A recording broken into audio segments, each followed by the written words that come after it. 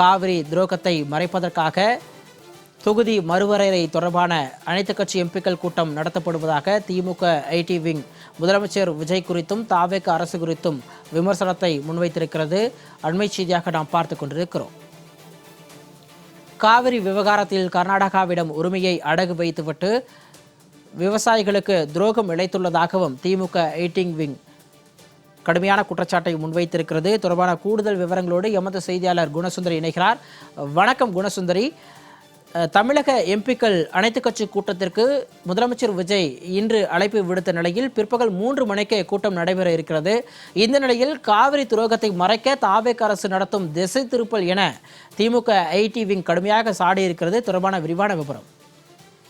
வணக்கம் சுகாமணி. மத்திய அரசு மீண்டும் கொண்டு வர திட்டமிட்டு இருக்கக்கூடிய இந்த நாடாளுமன்ற தொகுதி மறுசீரமைப்பு மசோதாவால் தமிழ்நாட்டிற்கு ஏற்படக்கூடிய அரசியல் மற்றும் பிரதிநிதித்துவ தாக்கங்கள் குறித்து விவாதிக்க தமிழக எம்பிக்களின் கலந்தாய்வு கூட்டத்திற்கு இன்று முதலமைச்சர் ஜோசப் விஜய் தலைமையில் ஒரு ஆலோசனை கூட்டம் என்பது மாலை 3 மணி அளவில் நடைபெற இருக்கிறது.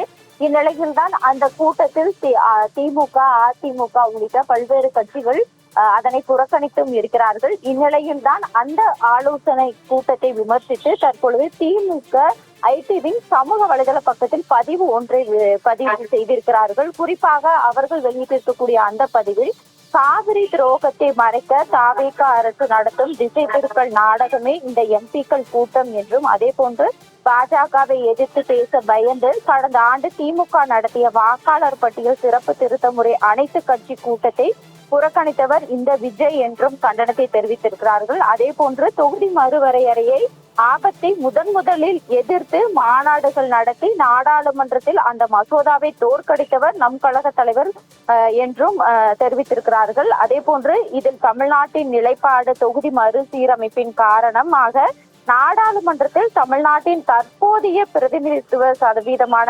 7.18 என்பதை எக்காரணம் கொண்டும் ஒன்றிய அரசு மாற்றம் செய்யக்கூடாது என்று ஏற்கனவே ஒருமனதாக நிறைவேற்றப்பட்டுவிட்ட நிலையில் இப்போது இந்த எம்பிக்கள் கூட்டத்திற்கான தேவை என்ன என்ற ஒரு கேள்வியை முன்வைத்திருக்கிறார்கள். காவிரி விவகாரத்தில் கர்நாடக காங்கிரசிடம் உரிமையை அடகு வைத்துவிட்டு டெல்டா விவசாயிகளின் போராட்டத்திலிருந்து தப்பிக்கவே இந்த அவசர தொகுதி மறுவரையறை நாடகத்தை அரங்கேற்றி இருக்கிறார் இந்த டம்மி முதல்வர் என்றும் விமர்சனத்தை முன்வைத்திருக்கிறார்கள்.